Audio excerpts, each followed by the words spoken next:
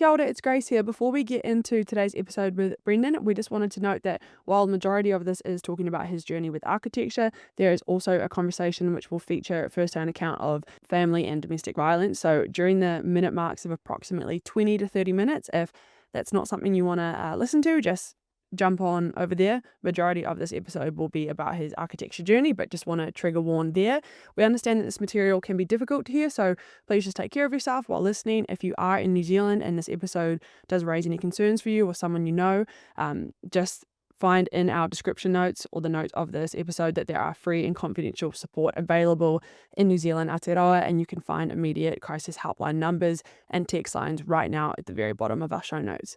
Anyway, that is just a trigger warning before the episode. We really hope you enjoy it, and thank you to Brendan for being so honest and trusting us with his story today. My big suggestion to students, particularly through high school, is you can do anything. Choose it for you, not for it is worth it. Just focus on the next step. Doesn't matter what you're doing. Don't be afraid. As long as you're doing something. That is such good advice. I don't think I could see myself doing It's a anything else. challenging life. Student nights, Wednesday to I Saturday. worked on that house. I racked up every single dollar of debt that I I possibly think there's could. a lot of pressure on high school. Yeah, I kids just these days, love right? working outside. And if money is something that you care a lot In about, hindsight, that I've was also been a very indecisive But you person. keep looking for roads that have been less It travelled. was just that moment that I knew what I wanted to do. So nothing else is going to change that. Welcome to the guest speaker. Today's episode is for students considering studying architecture, which has been widely requested. We've deliberately organised two guests to discuss this career path. Today's guest, Brendan Murphy, is in the thick of study, which will provide a clear and up-to-date view on what to expect there. Then in about a month, we have an award-winning architect to share insights about the industry and maybe the business side. We hope this approach cements the understanding students need to complete that whole picture of architectural studies and pathways. Before we begin, I need to make something clear, and bear with me. Brendan and I have spoken off air about some of his family experiences, and whether or not they are shared or expanded on is going to be completely up to him. But spend time in any school and you'll quickly see not all students start from the same place. Family breakdowns or instability are challenges that deeply affect many students' ability to thrive in education, work, and relationships, and they are sadly far too common. To overlook this is to miss an important part of the picture, and Grace and I have agreed right at the beginning of the guest speaker that we shouldn't control the messaging or the narratives that our guests have. We want to share stories that can and will help students from all backgrounds and all aspects of life, because as much as we would like to believe it is different, school and career success is, for some students, secondary to safety, well-being and happiness, and those we will champion every day of the week. So here we go. Today's conversation is for those who left school expecting things to fall into place, only to discover that university and life can be far more challenging than anticipated. In year 13, you left home due to family issues and found a new support network that gave you safety and guidance. It would have been easy to let those circumstances define you, but instead you chose growth. Nearly 6 years on, you can barely recognise the person you were, and you are now in your master's year studying architecture at the University of Auckland. For as long as you can remember, you wanted to be an architect, from childhood dreams of hidden rooms to real-world ambition. Getting into architecture school felt like the beginning, then COVID hit. Lockdowns erased the studio culture of architect that it depends on. So isolation took over, your grades slipped, and your confidence you'd built in high school started to unravel. An ADHD diagnosis later brought some clarity to that. The second half of your degree became a turning point, rebuilding your grades, your confidence, and your sense of direction. After graduating, you stepped away, you worked tough hands-on jobs, earned your truck license, and backpacked solo through Europe, eventually rediscovering your passion for architecture. You returned part-time and finished the year with the first course in your most important paper, proof of your resilience and realignment. Now you're balancing study with industry experience through an internship in a competitive market, which will be really interesting to chat to you about. This is your message. Architecture is demanding. It's one of the toughest paths out there. But with self-awareness, persistence and support, it's possible to come through stronger and highly qualified. This podcast is for aspiring architects, creatives, and anyone drawn to form, function, and thoughtful design. Those who want not just to build, but to leave a mark. Welcome, Brendan. It's lovely to see you again. It has been a long time, but can't wait to chat. Can I take you back to school, Brendan? Because this is where every kid starts. The subjects they're good at, the experiences they have, good and bad, and maybe ugly. Yeah, what are your reflections? Yeah, well, yeah, first of all, thanks for having me. It's kind of a really good throwback to see your face again. Yeah, kind of crazy. But yeah, school was a real mixed bag for me, honestly. Might go back to primary school. If that's all good. Yeah. I got in trouble a lot when I was younger. And that kind of shaped my experience even a bit in middle school and especially in high school. Um yeah, there's a lot of stories I have here. Yeah, I got in trouble a lot actually. And I grew up like rural as well. And my school was quite small. It was a kind of pedo school. So I think the roll was something like 72 students at the time. And my actual year group itself was around like between 10 and 15. Um and within that as well, you had like the cliques, I guess. And you had like all the boys playing like rugby and stuff. And then I kind of grew up in a house where everybody's like, no, rugby's stupid. So very early on, just through something as simple as sports, I was kind of like removed from the group, I guess. So yeah, through primary school, I just really struggled to make friends. That sounds like so sad, but yeah, I really did struggle to make friends, and then constantly getting in trouble, like going to detention. Yeah, that sucked. I mean, and it was confusing as well. For me at the time, I didn't really know why, and I'm only kind of just beginning to understand that. But I felt like I was a good kid. I felt like I didn't really deserve all the punishments. I mean, maybe I did. It's too hard to say. But I grew up in like very like disciplined household, so never really made too much sense. And then going into middle school, it was kind of much of the same. Yeah, like still kind of like struggled to make friends. I guess I was never in those popular groups, but had good friends here and there. But man, also got bullied a fair amount as well, especially in like year 7.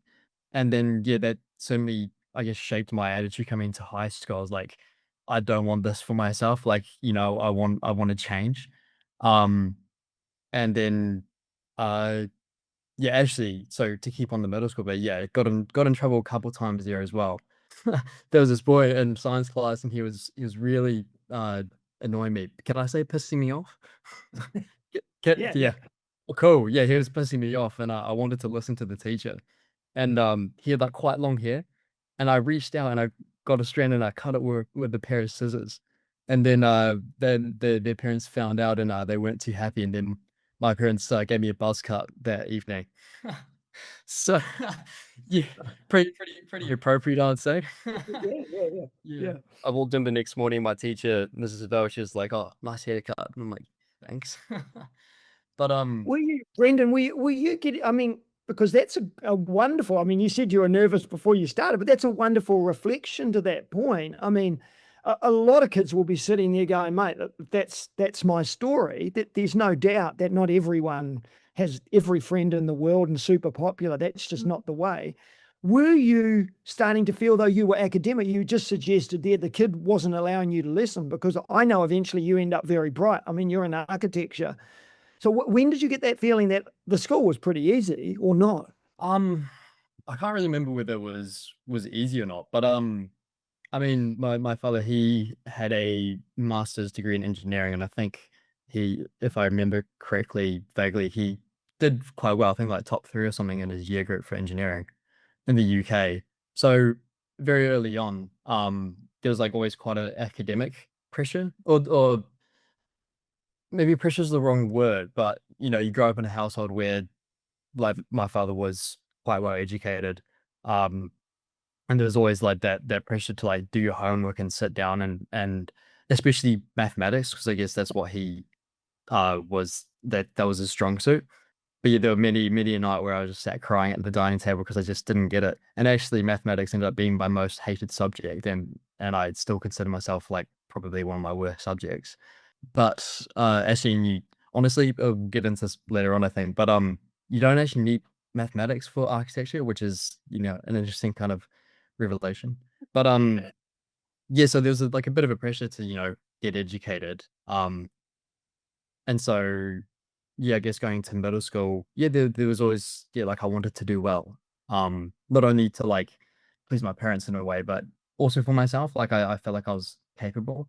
Yeah, it's hard to describe, but Okay, so you go from there. How does secondary school pan out for you? Did those changes occur? Did you feel you freed up a bit and things got better or not?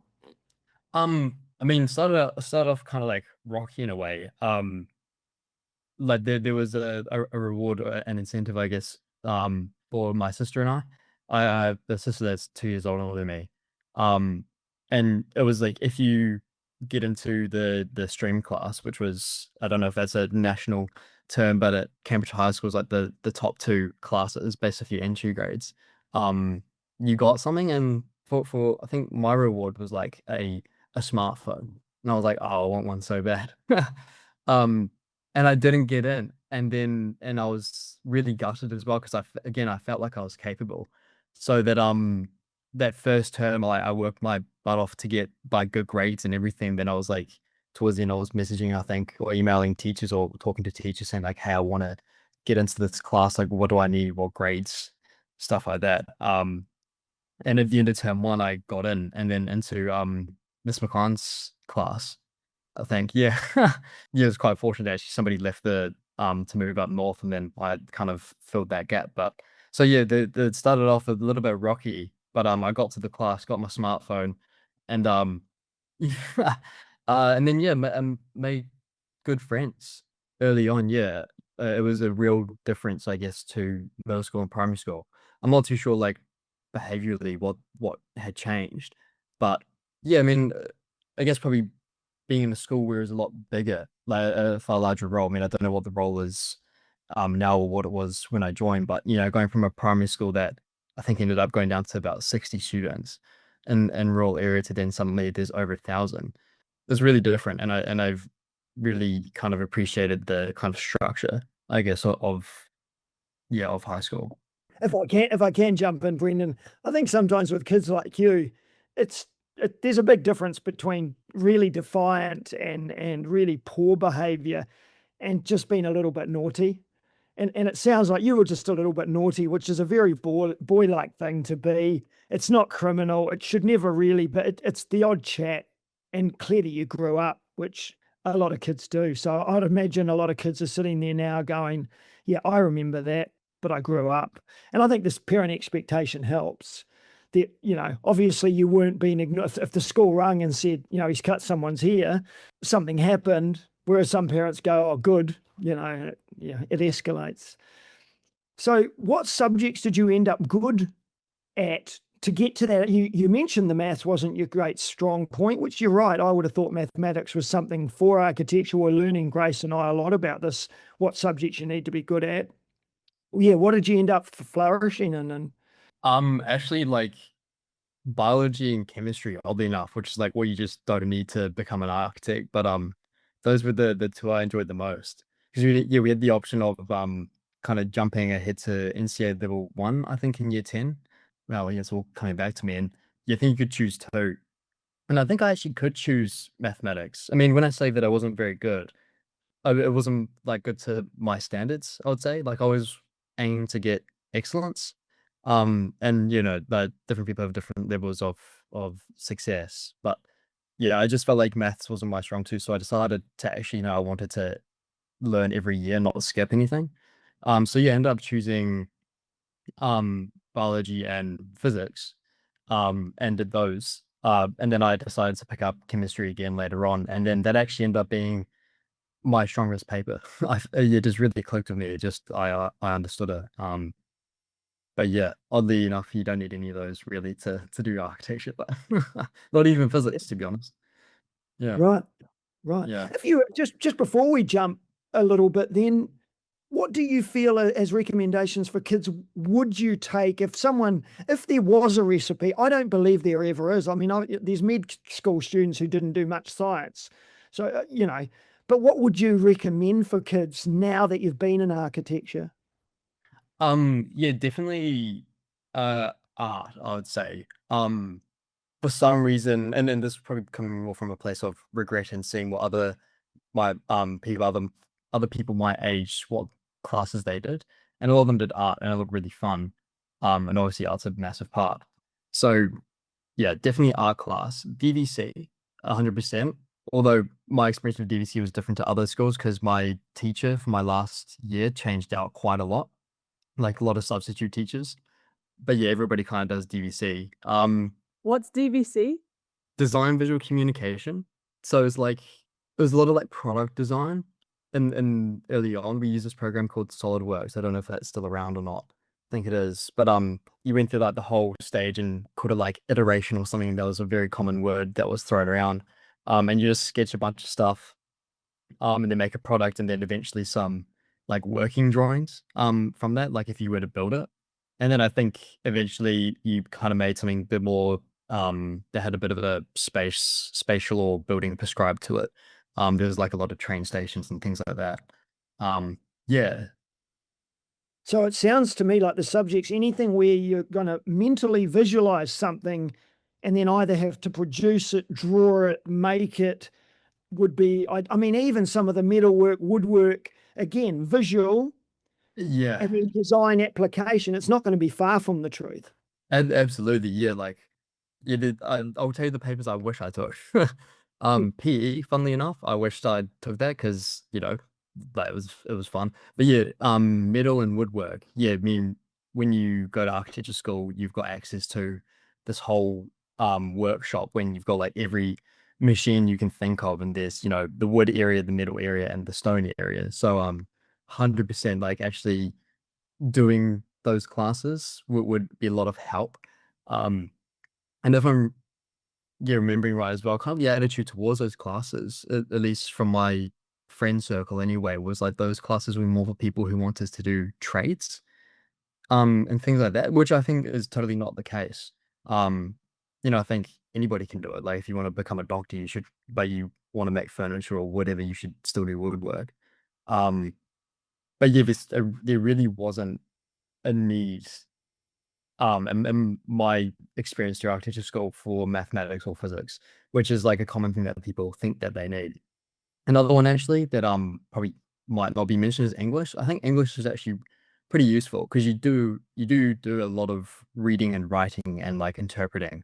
So English, I would say, is actually quite valuable. Yeah. Okay, so I mentioned in my intro, Brendan, architecture was something you always wanted to do. Well, that's your reflection on it. You got to year 13 and there's an application. We had a guest the other week who went to go to architecture and didn't get in because her portfolio wasn't right. Stephanie ended up a nutritionist. She's happy about that. But how did that application, or how did your thought process go? One, Auckland, two, architecture, and how did you apply and how did that transition occur from school to there? I mean, yeah, you mentioned in the beginning, like I've wanted to become an architect for as long as I can remember. I think probably an early influence was I was fortunate enough to go traveling when I was younger, and I loved castles in England, and especially all the secret passageways. So I think early on I was like, oh, when I design my own house, I want to have secret passageways, and then that kind of like led on to I wanted to become an architect. And yeah, there really honestly wasn't any other option for me. I mean, there was secondary career options for me, but not very related to design or architecture really. So yeah, it was always that focus. And in terms of like applying, I realized that I only applied to one place. I was, I guess, so focused on, I guess, the school in Auckland that I didn't apply to anywhere else, which was quite bold and risky on me. I think I was quite confident in my grades. And then my artwork that I produced and from I know year 9 to about year 11, year 12.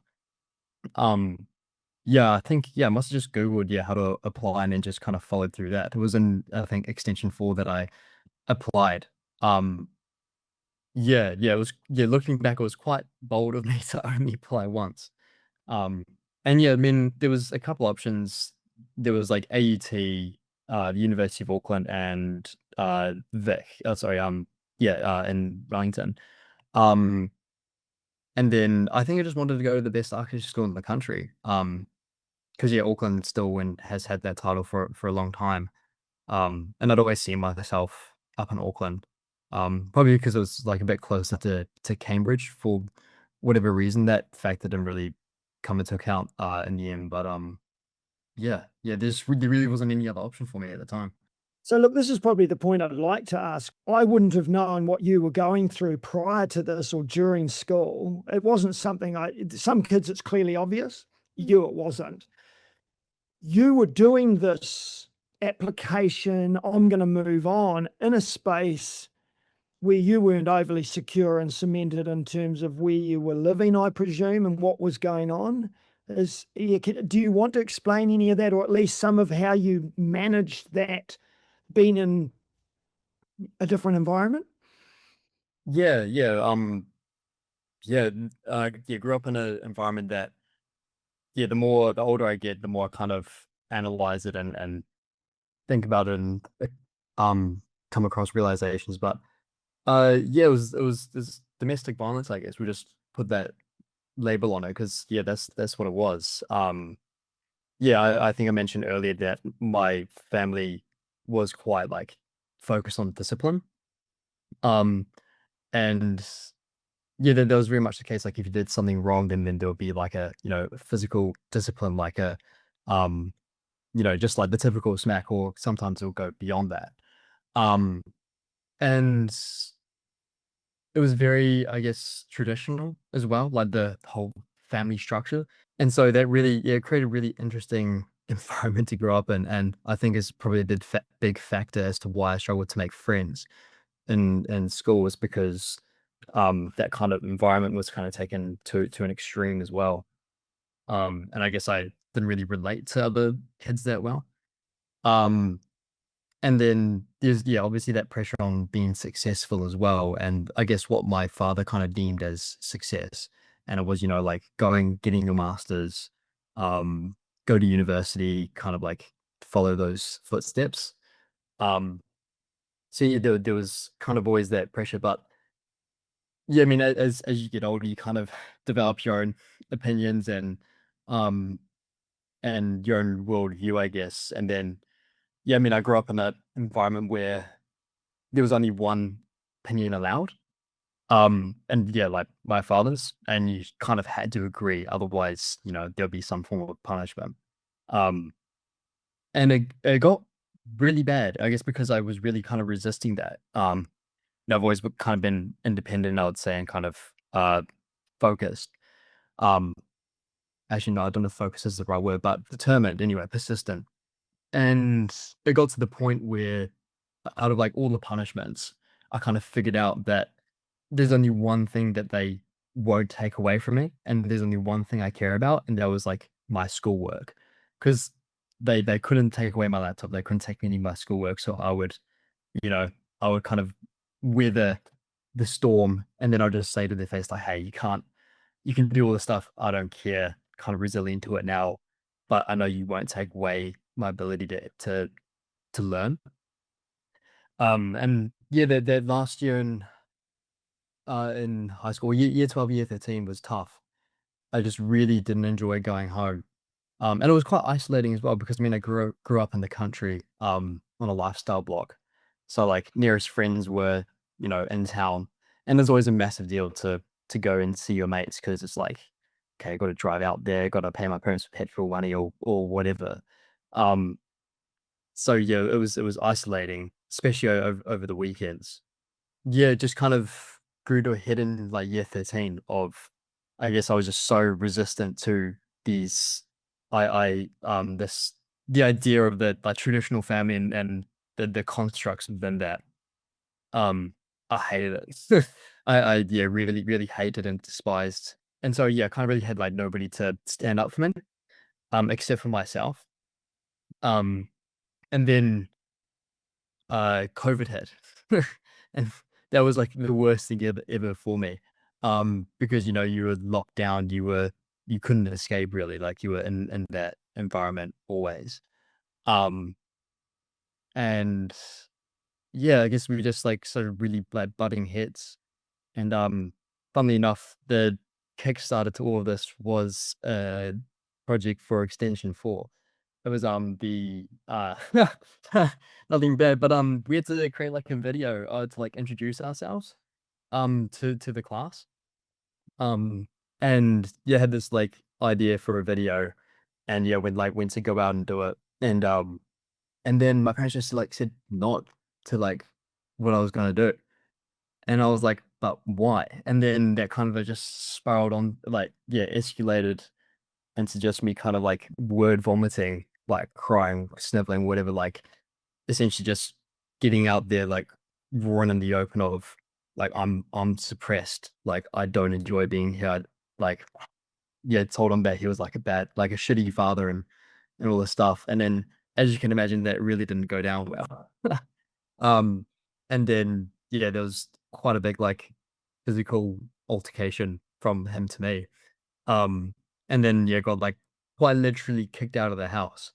Um, and I only had my red band jandals on me on my phone. And this was, yeah, lockdown, so everybody was home. And I just started walking.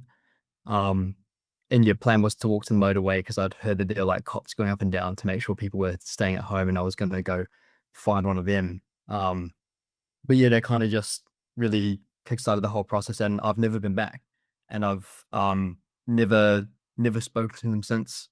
And yeah, just stayed floated around a couple mates' houses for a few weeks. Ended up staying at a house. Like I bought it at a house through some connections I had from these kids I was tutoring as well. They put me in contact with this other family. They kind of like taken in a couple boys in the past, and this mum of the kids I was tutoring kind of like let them know that I was looking for a home and stuff. And then yeah, then the rest is history. So kind of yeah, met them, and then I had to leave this house that I was boarding at, and then just you lived with them, and it's been probably the best thing that's ever happened to me. um living with that family, because they were just the polar opposite to what I grown up with, like an environment where everybody's like seen and heard and cared for, and like you really like see the love like around. And there was yeah, just friendly, but they had friends everywhere, and they'll come over, and it was essentially just a really different environment. But yeah, kind of like all this was happening while I was in year 13, over like a course of kind of 1 or 2 months. So it was quite intense. Just but yeah, really try to, I guess, stay consistent and or persistent in my studies. I really didn't want that to like affect things. Yeah. Yeah, look, you've touched on a good, I mean, we'll probably, yeah, leave it there, because I mean, you're lucky you found a home. I mean, some kid finds a gang to belong to, or, I mean, we all seek something else. I suppose I mean, shout out to whoever picked you up, and I mean, that's wonderful. So, yeah, and there will be kids who that is their reality, and it's from even a lot younger than 13, year 13. So, did that jeopardize that uni thing? Were you able to get, because if you're estranged from your parents, you can get like an allowance in that, or was that not the case because you couldn't sort of technically be released from them? Because I know you sort of can it, but it's a lot of documentation. So how did you do your application and pay for uni if mum and dad weren't by your side? So it was honestly was it straightforward? It's hard to remember. There's an option on the student allowance and for loans, and yeah, what's your situation, and then from there it's just no relationship with parents. But I think that does have to be validated. But like pretty much soon after I left my parents' home, I had to get a benefit from work and income to be able to like pay for board and stuff. So there was all that documentation already there. Explain the situation, and like people could validate it. So I think that those documents, I think we used or reference to that anyway. So So yeah. that's a good shout out to kids who are going through this, that uni can still be an option if the family issues, family situation's broken down.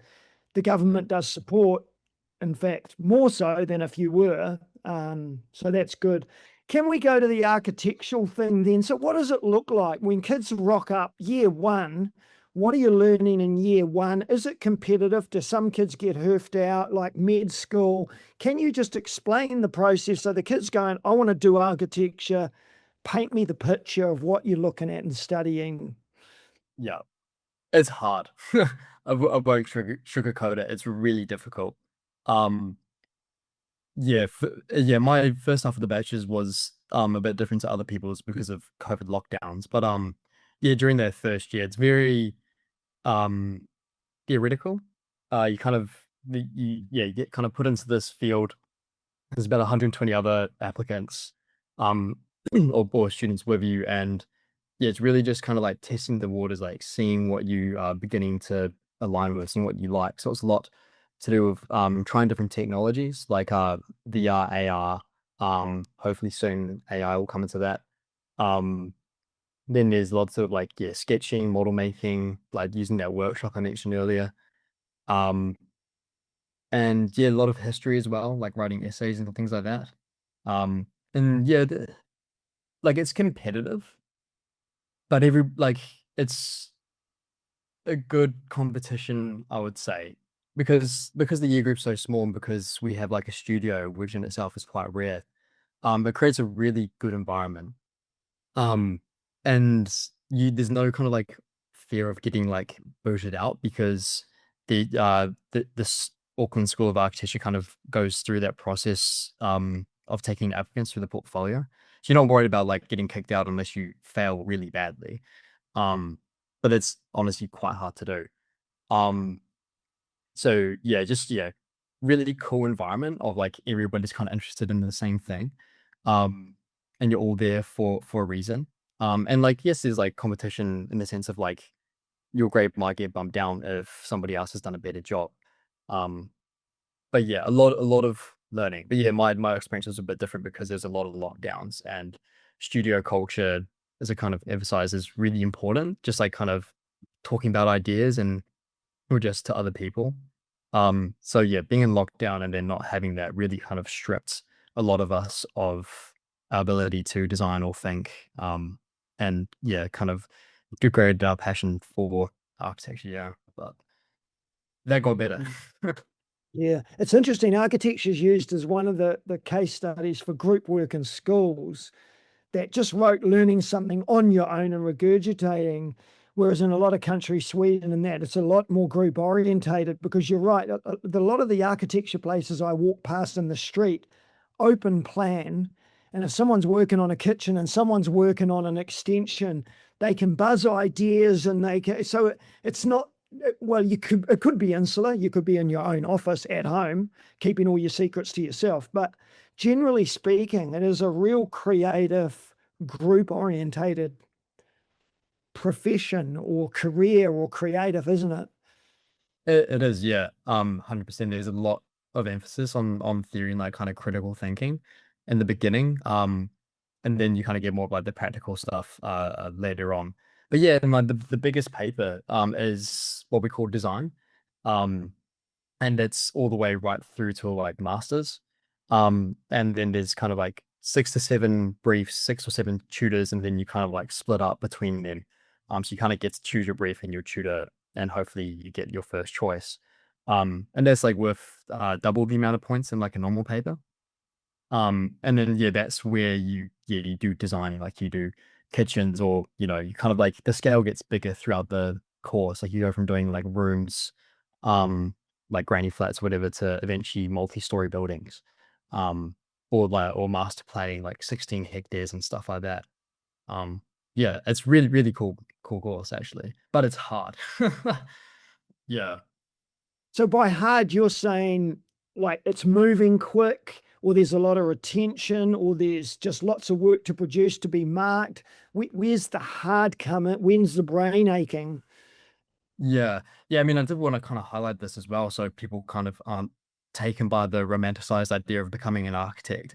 Um, uh, there's a lot of elements to it. So for that, the design paper that's worth double the amount of points, but it's all graded at the end. It's a 100% submission, and so you're working on a project for like 12 weeks or whatever, and there's no real good indication of what grade you're going to get. It's very subjective, and like you could be doing really well at the beginning of for the first half of the semester, and then you're like, oh sweet, I can like chill out now, like continue on this trajectory, and then you get to the final and you're like, shit, like yeah, I got a bad grade, or like I didn't quite produce enough of what I wanted to.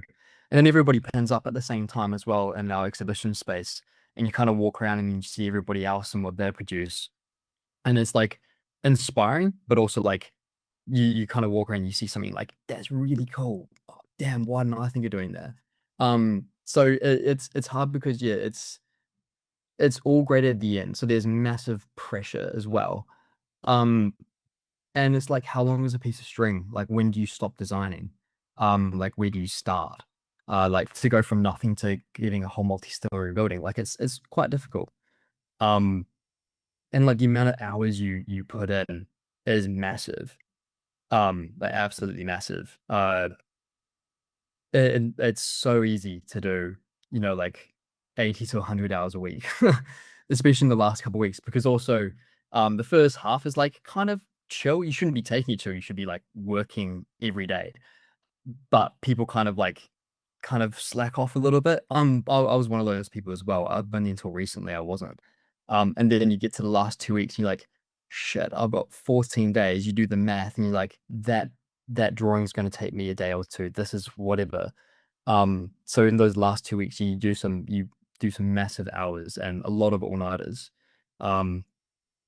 Yeah. So, and I've got a couple of friends in med school as well. So, and he did architecture school and for first year and stuff. And I like asked him like, now having gone through both, like, what would you say is harder? And he's like, nah, architecture's harder. Just like for the amount of like the pressure, how subjective it is, the amount of hours you do. Whereas like in mid school, I guess you kind of know whether you're going to do well or not because you're studying the content. Um, yeah, and also my first year as well, there's a lot of people that were kind of doing architecture for not quite the right reason. Um, and I'll explain this point in a second, but there were people in there that want to become real estate agents or to I don't know, like design kitchens or whatever, like something sort of creative, something maybe to do with like the housing industry or building or something. But like it's not necessary. So I guess like what I'm trying to say is if you're going to be doing architecture, like you 100% need to be passionate. Like you need to like kind of know why you're doing it and like kind of have that like end goal. Because like all those people, they kind of like just dropped out because they realized like, oh, that's like not quite the right thing that I want. But yeah, it's not like all doom and gloom though. Like it's not all like this Yep. course is No. really bloody hard. It's also one of the most rewarding as well. Like I absolutely love it. I mean, I kind of lost my passion somewhere in the middle. But then like found it again. And it's hugely rewarding. I mean, like the whole like studio culture, that's like you're like a thing that you like cherish throughout your whole career as well. Because I mean, it's a small country, small profession. Like you will know these people like until you die, basically. But also to see your ideas like kind of come to life and to take form of drawings and all this stuff and actually have like those discussions and to be part of like architecture as a whole. Like go to exhibitions, like travel the world and kind of appreciate what's in front of you. Yeah, it's hugely rewarding. Yeah, just kind of like want to highlight that it's not all like butterflies and fairies. It's a hard road and you need to be passionate. You and my dad is a tradie, so this is his, but he'll go past and he'll be like, oh, he'll be analyzing the houses. My brother-in-law is an engineer, so he's like analyzing bridges.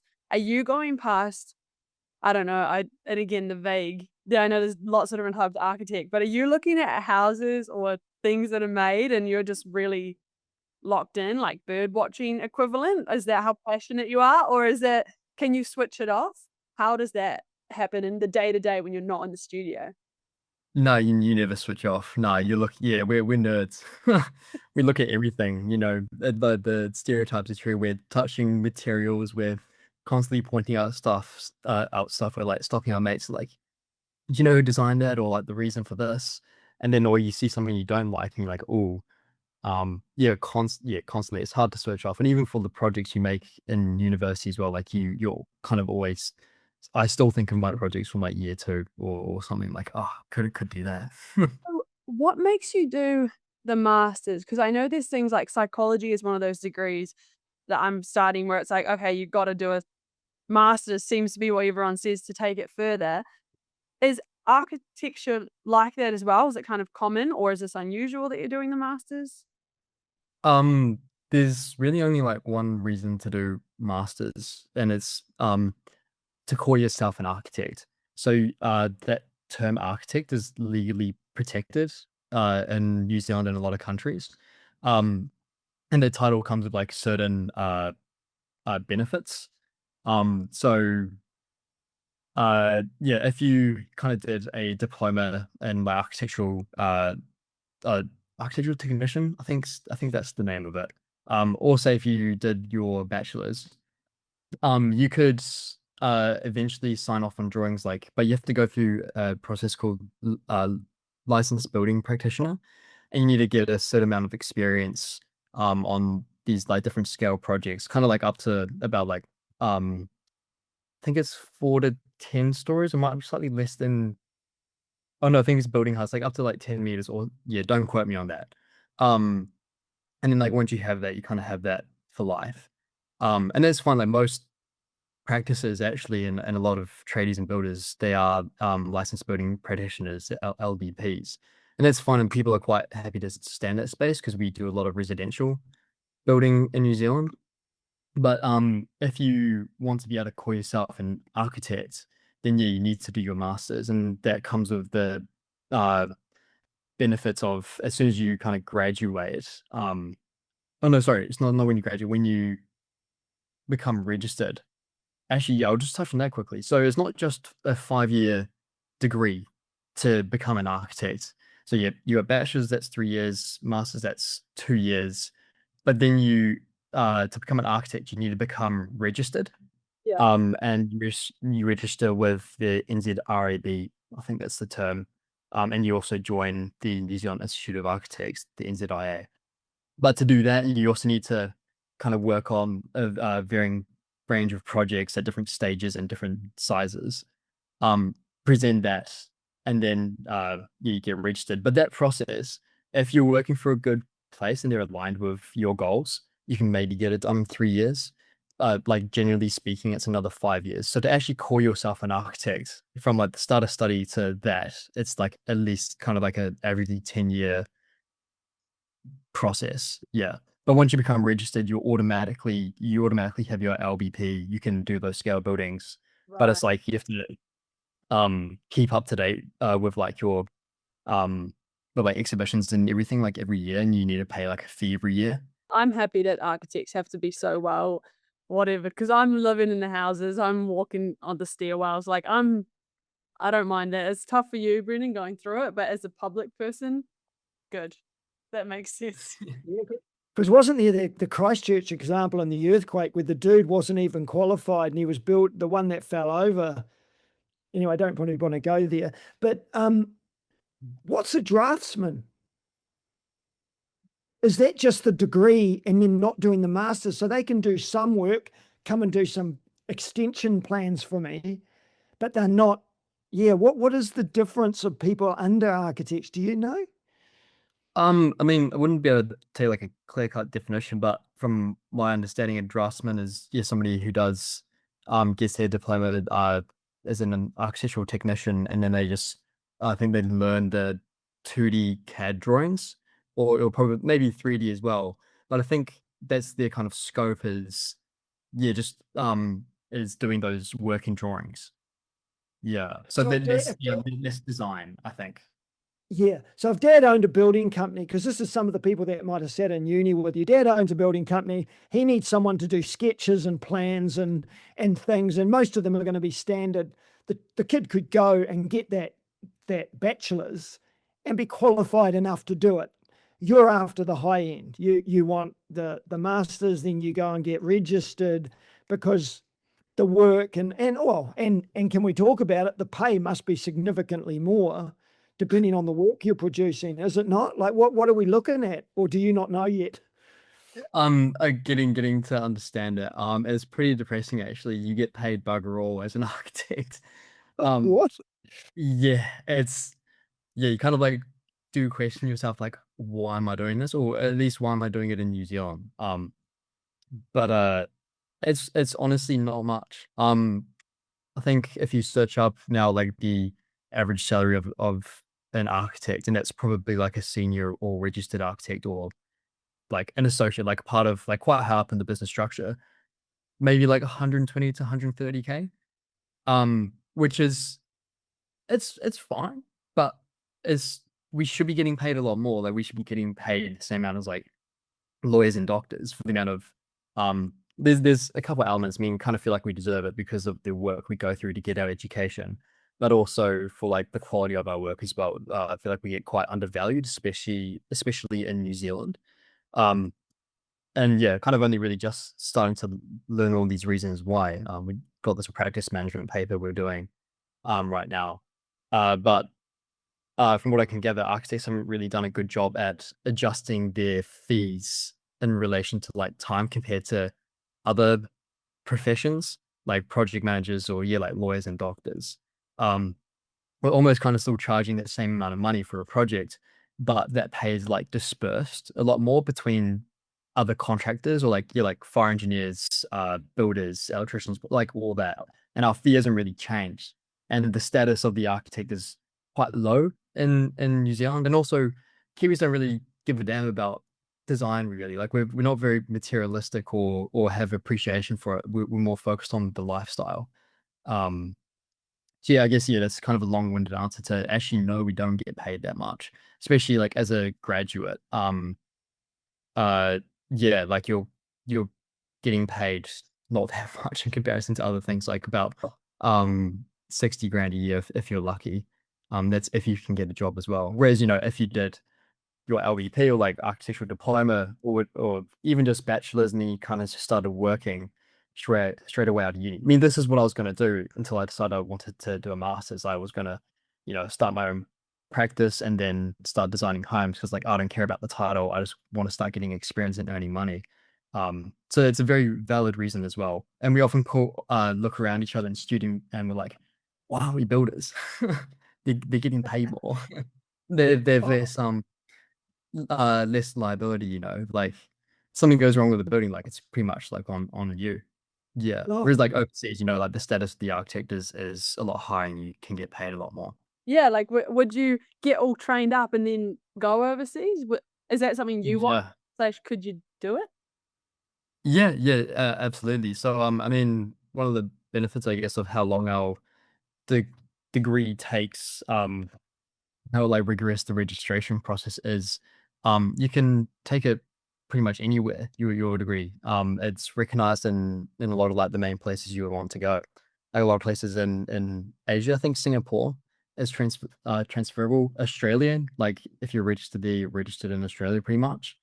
America, not too sure on some other places. I think some places in Europe as well. The UK is slightly different. But again, like wouldn't be too difficult to, switch. So it's quite like a global degree. And it's such a good thing if you do want to work overseas, which I will always advocate for people to do that. Like I want to do that so badly. Because in New Zealand, we're quite isolated. We don't really have a good idea of what's happening in the world, like in terms of design or really much else. Like we only really get it from the news. You don't really get a lot of ideas and experience or innovation coming over here. Or even products, isn't it? Yes, it's hard to like. It's such a small market here, and it's quite a rigorous process to actually be able to use a product in a building in New Zealand. So you're just kind of open to a whole new different scale and speed to projects like overseas. But yeah, and to your other questions, well, I'm definitely going overseas. I mean, I'd love to go like multiple places. Like, just got to figure out the order, I guess. I mean, in Australia, I think it's about 3,000 hours or roughly 2 years to get registered, which is already a year faster than to get registered in New Zealand. And that's if you work at a good company who's aligned with you here. So already like a year faster. And I've got friends over there who had moved there during their bachelor's and have never been out of a job. Whereas like there might be like 10 people I know that have got a job out of 200 people. So yeah, job market's better over there. So yeah, I want to go to Australia, then like Singapore or Thailand as well, just for like the scale of the projects and the speed. And then yeah, would love to move to London as well. Me and my partner want to move and live there for a few years. It just seems like kind of a rite of passage for Kiwi architects is to do a stint in London. But I think we'll always come back to New Zealand though. Yeah, there's something about our country. We can't get enough of it. But 'Cause it's interesting. It's interesting as you talk. We mentioned pay, which was always a question. Grace and I have a bit of an off-air laugh. I always try and ask it because to me it was neither here nor there. I think it was something like $18,000 when I started teaching. Now young teachers get paid, quite a lot of money, but it was never one of my factors. I think longevity is important. You at 60 compared to the builder at 60. If you treat your body right, you're not going to be hammered like the poor builder who's lugging, stuff around. You could be working to 70 to 80 if that was your choice. It's not hard work, keeps the brain going. You've got the ability to travel. Some jobs don't. It's harder. So I'm starting to see the appeal. Okay, you might not be a millionaire, but in saying that, if you make a name, I'm sure if someone from Queenstown rings up and goes, "Hey, Brendan, I want something pretty special," you're probably going to make some money there. I don't know. yeah, it's and like we all want to design as well, right? Like we all kind of want to leave a mark, I guess. But yeah, like you can travel with it. You can I can do a job in Queenstown from Auckland. Yeah, and you can always do it. I think it probably must be really hard to retire as an architect because you'll always be thinking and always have ideas you want to create. So yeah, it's an awesome degree and profession. I'm hoping anyway, and also yeah, like having your own practice as well. Like the way to go, especially as an architect, because then you can, if you play your cards right, you can do more design than the typical architect as well. Because also I think the amount of time you get to spend on a design as a registered architect is actually very little, because you got all the other processes in a project that actually take up far more time. So yeah, if you have your own practice, you can in theory do more design and earn more money. Yeah, definitely a good culture for that. Yeah, it's going to be really interesting when we've got this Nick Roberts coming on and he's in a big firm, and be interesting how they operate and how that's slightly different. Yeah, look, this has been really good. I think you've given a really clear picture to kids going in with their eyes open about how difficult it is, what their options are at the end of that bachelor's. I think that's really important. I mean, it's interesting. This is why I've had requests, I think, is they're one of few, I think, over 20 odd years of teaching. I'm not sure how many of my kids went to architecture school, probably 3 or 4. But those who are going need to hear from people like you. So I think it's been really awesome. Is there anything pre-uni before we start wrapping up that kids could do? I mean, you've mentioned, I was always told in a city to look up. It was when I was at uni, look up, and suddenly the whole world changes. I'm sure like you, if you're a kid and you're looking at, the depth of the roof, how is the roof up? Is it flat? Is it, you just start to notice difference. Is that sort of the thing? It's those finer details. Is that how you'd explain it? Yeah, it's like always being curious. Like yeah, look around, like look up, look down, crouch down, crawl. Like you're always remaining curious and creative. A lot of us kind of fell into the trap of we loved art, but then art becomes your job. So then it's hard to kind of like return to art as a creative outlet. So being creative, still make things, look around. And one of the couple big things is like there's no rush to architecture as well. Like you can start when you're 30 or 50 or whatever, and if you've still got interest in design or whatever, you can still pick things up. So you don't have to kind of think about, okay, out of uni, got to go get bachelor's, masters, and then registered. You can do that if you have the steam to do that. I certainly didn't have it. But yeah, I would say as well, travel. Because yeah, we're quite isolated here. Like, go see the world, go see architecture. Consider studying overseas if that's possible. Yeah, definitely. Yeah. No, look, thank you for today, Brendan. It's one great to catch up with kids many years later, and obviously, like I said earlier, I never noticed anything you went through at school, whether that was my naivety or whether that was just the way you handled yourself. But I'm glad to see you now. Look, you're a wonderful young man, well qualified. You should be proud of yourself. So stoked for you. Thank you for this, because I think helping other kids is a big step. So yeah, and all the best with finishing your masters and wherever the hell you and your partner go to. Best of luck with that, because that's cool. Yeah, thank you very much for having me on. It was great to talk about it. I felt like I could have kept talking. Last question, Brendan, is if you could go back to your year 13 self, what advice specifically would you be giving Brendan, not to the masses, which you've done today, but just to yourself? Honestly, like, just keep going and trust yourself.